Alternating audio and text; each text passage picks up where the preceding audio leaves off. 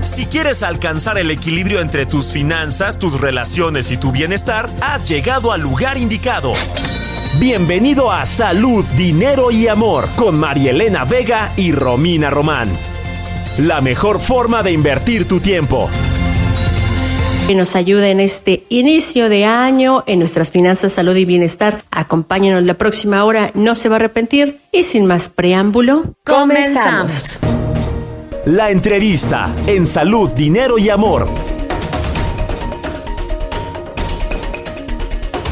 Y seguimos en Salud, Dinero y Amor, y hoy 6 de enero, Día de Reyes, nos despertamos con una noticia que ya se preveía desde hace varios días, la dimisión del primer ministro de Canadá, Justin Trudeau. Pero ¿cuál va a ser el impacto en México, siendo uno de sus principales socios comerciales? Para platicarnos de esto, ya nos acompaña en la línea un especialista en estos temas, Grisha Retter. Él es analista político y por supuesto ustedes también lo conocen porque fue vocero del Partido Demócrata en México. Muy buenas noches, Grisha. Qué gusto saludarte como siempre. Muy feliz año. Igualmente, feliz año. Muy buenas noches, Robin. Un gusto estar aquí. Gracias, Grisha. Y pues esta noticia que, insisto, ya se esperaba de la dimisión del primer ministro de Canadá, ¿cómo le va a impactar a México, siendo que estamos a unos meses, a poco tiempo de esta revisión del Tratado de Libre Comercio del TEMEC? Exacto. Y como bien dices, sin duda no es una sorpresa el que dimita Justin Trudeau. Es algo que ya se venía viendo en los últimos meses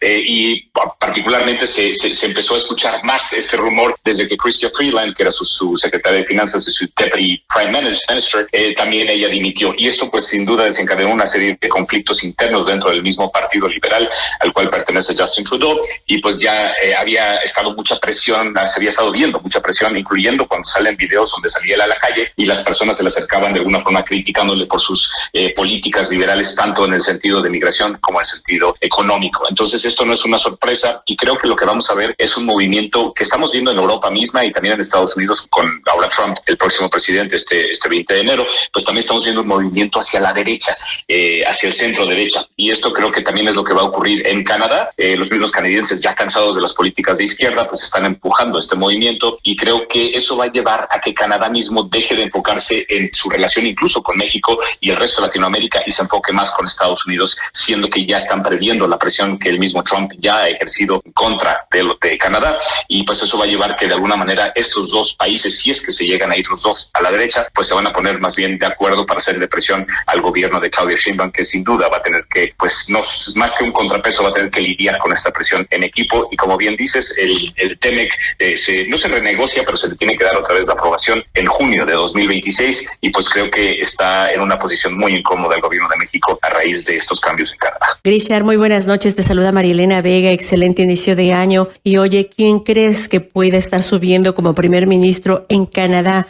¿Y cuáles crees que serían las estrategias que podrían favorecerle a México para fortalecer la relación con Canadá en materia comercial? Pues realmente no hay todavía indicios de quién puede ser. Lo único que sabemos es que pues dimitió sin duda Justin Trudeau. Él dijo que no sería una buena idea que él fuera el siguiente candidato, pero insisto, creo que se va a mover hacia el centro derecha. Los canadienses están cansados ya de estas políticas liberales, y creo que México, en donde más nos va a afectar sin duda, es el TEMEC. En temas de migración, insisto, Canadá creo que se va a alinear más con los Estados Unidos, y cuando empiecen a hacer este tipo de deportaciones que tanto ha amenazado Trump, creo que hasta cierto punto los mismos canadienses también van a iniciar este tipo de mecanismos para alinearse con los Estados Unidos. Por otro lado, también en cuanto a energía verde, pues es algo que los canadienses de alguna manera estaban muy alineados con México, y creo que ahora vamos a ver también un impacto sobre las inversiones en energía verde, energía en general, y también en minería, que como sabemos Canadá es uno de los principales inversionistas en minería en México. Y todos estos son temas que pues el gobierno de Claudia Sheinbaum va a tener que de alguna forma ir planeando cómo va a ser, porque de por sí estamos en una situación precaria en lo que a inversión extranjera directa se refiere,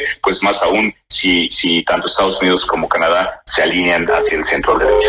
Gracias, Grisha. Además del tema, por supuesto, de la dimisión de Justin Trudeau, también está que a poco menos de 2 semanas toma posesión el expresidente, ahora presidente electo Donald Trump. ¿Cómo estás previendo la relación en estos primeros meses de gobierno con México? Pues creo que México va a ser el tema principal. Gran parte de la presión que le hicieron al ahora electo presidente Donald Trump, pues es justamente los temas que siempre mencionamos, que es el tema del fentanilo, las drogas, obviamente la migración. Más ríspido, creo que yo, con respecto a la relación, por lo menos comercial, entre nuestros dos países, es el tema de China. Sabemos que hay una balanza superavitaria por parte de México en relación al TEMEC, y México lo que hace es que toma todos esos miles de millones de dólares y en vez de reinvertirlos, de alguna forma gastarlos en nuestros principales socios comerciales, se voltea y lo gasta en China. Entonces, obviamente eso es algo que de alguna manera tiene muy incómodo a Donald Trump. La vez pasada ya renegoció bajo amenazas de aranceles el TEMEC porque no estaba feliz con esa balanza injusta, como lo decía él, con respecto a Estados Unidos, y creo que vamos a ver lo mismo, y China va a ser sin duda uno de los temas más ríspidos, y creo que en el primer día que entre a la Casa Blanca, Donald Trump seguramente tomará medidas, al menos en decretos presidenciales, con temas de migración, e incluso la amenaza de retirar el jus soli, que es decir, que una persona que nace en Estados Unidos automáticamente se convierte en ciudadano. Creo que dentro del ámbito de lo que le permita hacer como presidente, probablemente empiece a hacer esos decretos presidenciales que sin duda van a violar no solamente derechos de nuestros inmigrantes, sino probablemente afectar también el tema de quienes legalmente nacieron allá. Entonces, creo que se nos vienen cosas muy duras, al menos en los primeros 100 días de la presidencia de Donald Trump. Grisha, mucho se criticó, mucho se habló porque la doctora Claudia Sheinbaum no había tenido una reunión ya urgente con el electo presidente Donald Trump cuando Trudeau en su momento lo hizo muy rápidamente. Bajo el panorama actual y que ya sabiendo que pues renuncia a su cargo, ¿cuáles serían las estrategias o dónde tendría que ponerse foco para fortalecerse las industrias claves en materia de comercio? Claro, pues sin duda, al menos la idea que todavía tiene el gobierno de Claudia Sheinbaum es de alguna forma apoyar o recibir toda esta inversión que resulta del nearshoring, que es una oportunidad que perdimos pues espectacularmente durante la pandemia, que realmente pudimos haber recibido y no lo hicimos por múltiples razones, y creo que ahora Claudia entrando pues ha dejado muy en claro que sí es su interés recibir el nearshoring, pero también sabe que está de alguna forma entre la espada y la pared, porque pues Trump ha sido muy claro en cuanto a cómo va a manejar su relación con México, y creo que ahora Claudia tiene dos papeles principales. Uno, aprovechar el nearshoring y estas oportunidades que hemos perdido de alguna manera en los últimos 4 años, pero también el presentar una postura de somos soberanos, somos un país independiente y no vamos a doblar las manitas ante las presiones que nos haga Trump, y esas son dos posiciones que son encontradas y que la ponen, en mi opinión, en una situación muy incómoda. Justamente eso es lo que quería abordar contigo, Grisha, porque hace unas semanas un especialista igual nos comentaba que Claudia Sheinbaum tenía que hacer lo que tuviera que hacer para reunirse con Trump. Y bueno, pues finalmente esto también la pone en una posición en donde no hay que ser sumisos, pero sí firmes. ¿Cuál es la actitud que debe de asumir la presidenta electa en este momento? Y otra pregunta rápida, ¿cuál va a ser el papel que va a tener en el gobierno de Trump? ¿Qué contrapeso tendrá el Partido Demócrata? Tú que eres experto en este tema.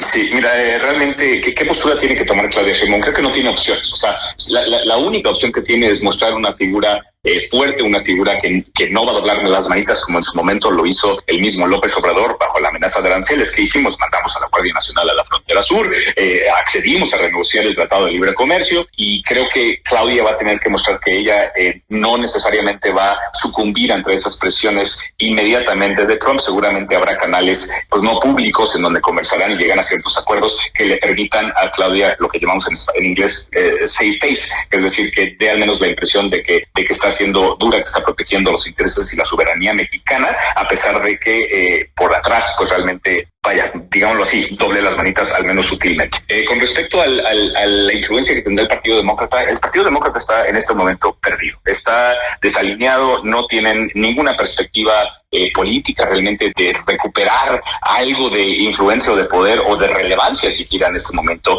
en el gobierno de los Estados Unidos. Perdieron prácticamente todo, obviamente el judicial ya estaba perdido, el poder judicial, obviamente las dos casas, el Senado y la Casa de Representantes, pues están básicamente en control de los republicanos, aunque un poco delgado, una o dos posiciones o curules, pero sin duda lo tienen, y obviamente la presidencia. Entonces, en este momento los demócratas simple y sencillamente no pintan, perdieron todo, no tienen contacto con la realidad, y creo que les va a tomar uno, si no es que 2 ciclos electorales volver a organizarse y tener algún tipo de propuesta que pueda ser interesante para para los ciudadanos americanos. Grisha, toda esta relación comercial entre México, Estados Unidos, Canadá, ¿cuál es la afectación directa o la importancia directa para nosotros como ciudadanos de a pie? Pues realmente la influencia es muy baja, muy poca. O sea, nosotros como mexicanos no hablamos de la importancia de la relación con Canadá. Nuestro vecino con el cual compartimos 3,000 kilómetros de frontera, pues es Estados Unidos, y es con ellos, y lo que pase o lo deje de pasar allá, lo que realmente nos afecta. En donde nos puede rebotar, insisto, es en donde se alineen en temas más proteccionistas, en temas de derecha, en temas migratorios, la política de Canadá y de Estados Unidos, y prácticamente en vez de estar contendiendo contra un solo país en nuestro bloque norteamericano, ahora vamos a estar contendiendo contra dos, que seguramente se alinearán, y ya lo hemos visto incluso de otros políticos y gobernadores dentro de Canadá que han dicho pues que México se salga del tratado. O sea, ya hay voces que están votando en contra de México dentro del gobierno canadiense. Si esto se eleva a nivel de primer ministro, e insisto, se alinea con el ahora electo presidente Trump, pues seguramente repercutirá negativamente en nuestro poder incluso de negociación con los mismos Estados Unidos. Pues ojalá que siga el acuerdo comercial entre Canadá, Estados Unidos y México. Vaya que es benéfico para los tres países. Por lo pronto te agradecemos muchísimo esta charla, esta explicación. Grisha Arrete, como ya lo escuchó usted, una voz más que autorizada en materia internacional, analista político internacional y ex vocero del Partido Demócrata. Muchísimas gracias y muy buenas noches. Un gusto, buenas noches. Seguimos con más información aquí en Salud, Dinero y Amor. Y amigos, si usted se endeudó en diciembre y empieza una cuesta de enero compleja y busca alguna alternativa para financiarse, entre ellas las casas de empeño, es mejor que escuchemos a Joel Rodríguez, presidente de la Asociación de Casas de Empeño, a quien ya tenemos vía telefónica y nos da muchísimo gusto saludar. Muy buenas noches, Joel, qué gusto saludarte. Bien, muchas gracias. Aquí estoy a sus órdenes. Muchas gracias, Joel. Oye, ya arrancamos el año. ¿Cuáles serían tus principales recomendaciones para que verdaderamente cuando empeñemos algo nos sea de utilidad? Creo que ahora las recomendaciones han cambiado con respecto a los últimos años, y ahora lo primero que le recomendamos a la gente es que busque y tenga elementos para distinguir cuáles son las opciones para obtener préstamos que son formales, que son sólidas, que son institucionales, que están apegadas a la ley. En los últimos meses se han multiplicado algunas opciones que existen en Internet, que existen en algunas aplicaciones, que no siempre cumplen con los requisitos que marca la ley. Es por eso que hoy el empeño ha tomado un papel mucho más importante, porque significa una opción que es muy sólida, que es muy conforme a lo que marca la ley, que tenemos convenios celebrados con las autoridades de seguridad pública, de procuración de justicia, con la Procuraduría Federal del Consumidor, lo cual le garantiza al cliente que está acudiendo a resolver una necesidad de efectivo en la mejor opción posible, sin arriesgar, por supuesto, ni su patrimonio y en algunos casos tampoco arriesgar su integridad física, que también es súper importante. Joel, muy buenas noches. Te saluda Romina Román. ¿Y en qué deben de fijarse las personas que quieren empeñar? ¿De qué hay que dudar? ¿De qué casas de empeño hay que dudar? Sabemos que principalmente de las que se ofrecen o se promocionan en Internet, pero 3 elementos básicos en los que hay que fijarnos para corroborar o asegurarnos que es una casa de empeño seria. Yo creo que el primero, busquen en la página de Profeco el registro público de casas de empeño. Si la casa de empeño a la que van a acudir está inscrita en este registro, es un primer elemento que ya les podría dar la seguridad de que han cumplido con prácticamente todos los requisitos que señala la ley. El segundo es que al acercarse a su casa de empeño tengan a la vista los elementos que necesitan para hacer su operación, que vean que está el cobro que van a hacer, el plazo que tienen disponible, el tipo de prendas que se aceptan para llevar como colateral de un préstamo. Incluso en algunos casos yo les diría que también pueden pedir a la casa de empeño que les deje ver el contrato de adhesión, que además, por supuesto, debe estar perfectamente inscrito en la Procuraduría Federal del Consumidor. Entonces, si mi casa de empeño está inscrita y ya lo verifiqué en Internet, si tiene toda la información comercial a la vista y si me dejan ver el contrato, yo les diría que es prácticamente un hecho que, por supuesto, son casas de empeño formales. Además, siempre es bueno comentarles que si ven el distintivo AMESPRE por ahí, pues seguramente podrán sentirse seguros de que están en una casa de empeño muy formal.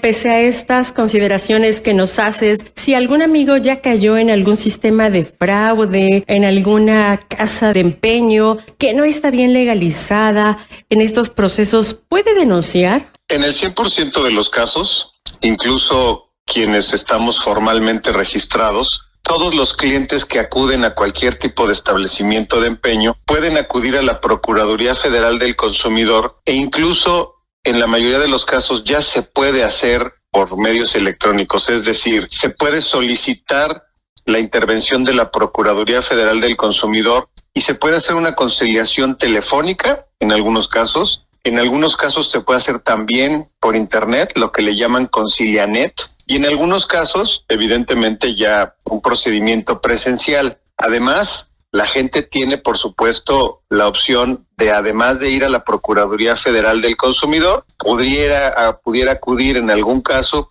a los tribunales del orden mercantil o civil, de conformidad a lo que haya celebrado cada persona. Pero sí, por supuesto, siempre que alguien vea que ya hay algún tema de irregularidad, existe la posibilidad. Yo recomendaría incluso como primera opción acudir a la Procuraduría Federal del Consumidor. Joel, en febrero pasado se impulsó una reforma en el Senado para reformar el artículo 65 de la Ley Federal de Protección al Consumidor, en donde las casas de empeño tienen la obligación de compensar a los usuarios en caso de extraviar o deteriorar los bienes que dejen en prenda. Esto lo retomo porque ante este surgimiento de casas de empeño que se ofrecen a través de internet, y digo casas de empeño entre comillas, ¿sería necesario fortalecer las leyes, fortalecer la vigilancia a este sector? Yo te diría que no. Esa previsión que se estaba contenida en esta última reforma existe desde hace muchos años. De hecho, desde que se publicó la primera versión del contrato de adhesión que publica Profeco, ya se contenía en las cláusulas del contrato de adhesión esta previsión en caso de incumplimiento. Además, en el caso de las casas de empeño, en el 100% de los casos respaldas a los clientes no solo por la operación de empeño que realizan, sino por algún artículo que pudieran adquirir los clientes en las casas de empeño. Nosotros en Amespre tenemos procedimientos muy rápidos, muy ágiles para respaldar a nuestros clientes y responderles de manera, por supuesto, inmediata. En el caso de algunas empresas que no tuvieran estos procedimientos, como lo platicábamos hace rato, pues sin duda acudir ante la Procuraduría Federal del Consumidor es una buena opción. El marco jurídico que regula hoy a las casas de empeño, hay al menos 4 normas oficiales que regulan muy específicamente la actividad prendaria. La norma 179 del 2016, que es la de los préstamos con interés y garantía prendaria. La norma 024, la 010, que también regulan los instrumentos de medición que utilizan las casas de empeño. Además, por supuesto, como ya lo hemos mencionado, la Ley Federal de Protección al Consumidor, el reglamento de la ley. Entonces, digamos que reglas existen y son sumamente claras. En algunos casos, seguramente lo que pasa es que, sobre todo las casas de empeño que forman parte de Amespre, casi no tenemos quejas, porque arreglamos, por supuesto, en caso de que existiera alguna inconformidad, de manera prácticamente inmediata. Pues siempre se tiene considerado que a veces nos dan menos de lo que solicitamos por lo que estamos empeñando. ¿Cómo hacerle? ¿En dónde fijarnos? ¿Hay algunas tablas que nos dicen qué tanto, qué porcentaje es lo que vamos a recibir por cada cosa que empeñamos? Hay una regla, incluso una recomendación y un consejo que se ha popularizado por parte de la Procuraduría Federal del Consumidor desde hace muchos años, que es la regla de comparar. Lo que te recomendamos es que vayas a varias casas de empeño, que revises cuánto te prestan en una y cuánto te prestan en otra, cuánto te cobran en una y cuánto te cobran en otra. Esto te va a dar la posibilidad de comparar no solo cuáles son las condiciones reales del mercado para tu producto. Esta es una regla básica que debemos aplicar no solo para llevar a empeñar un artículo, sino en general cuando vamos a adquirir cualquier tipo de mercancía. Creo que comparar siempre es una costumbre bastante saludable. Al estarme documentando sobre el sector del empeño, veía y leía que prácticamente ya no se están aceptando relojes, cámaras digitales, lentes. ¿Qué es lo que más lleva a la gente a empeñar y qué es lo que, en efecto, si es cierto esto, qué es lo que ya no están aceptando porque ya no hay demanda? Yo te diría que prácticamente todos los artículos son empeñables. Todos aquellos artículos que son comercializables, por supuesto que es posible empeñarlos. Claro que se aceptan relojes, por supuesto que se aceptan. En el 76% de los casos, los empeños son en artículos electrónicos, electrodomésticos y varios le llamamos nosotros. Por lo tanto, las cámaras digitales, por supuesto, son artículos que son perfectamente posible empeñarlos. Los relojes, dependiendo del tipo de empresa, hay empresas que tienen en Amespre más de 25 años en el mercado y que se han especializado en el empeño de relojes y en el préstamo sobre este tipo de artículos. Es muy importante que la gente sepa distinguir qué sucursales de qué empresas son las que se especializan en este tipo de artículos. En el 76% de los casos, los empeños son sobre artículos electrónicos, eléctricos y electrodomésticos, lo que nosotros le llamamos varios, donde está esta categoría compuesta por teléfonos celulares, computadoras, tabletas, cámaras digitales, artículos de tecnología, gadgets, como se les llama ahora. Por supuesto, es perfectamente posible. También reciben coches, ¿verdad? Por supuesto, aunque en un menor porcentaje, los vehículos, tanto los carros como las motos, son perfectamente posible empeñarlos. En la mayoría de los casos te vamos a pedir que dejes tu vehículo a resguardo de la casa de empeño. Sin embargo, todavía hay algunas empresas que te permiten llevarte tu carro manejando aun cuando quede como garantía de un préstamo prestario. Te vamos a buscar en los próximos días para que nos platiques cómo se registró el empeño a inicios de este 2025. Muchas gracias nuevamente y feliz año. Gracias, siempre es un gusto platicar con ustedes. Al contrario, quédense con nosotras en Salud, Dinero y Amor. Vamos a un corte rapidísimo y regresamos. Ellas son mujeres de radio. Salud, dinero y amor por el Heraldo Radio.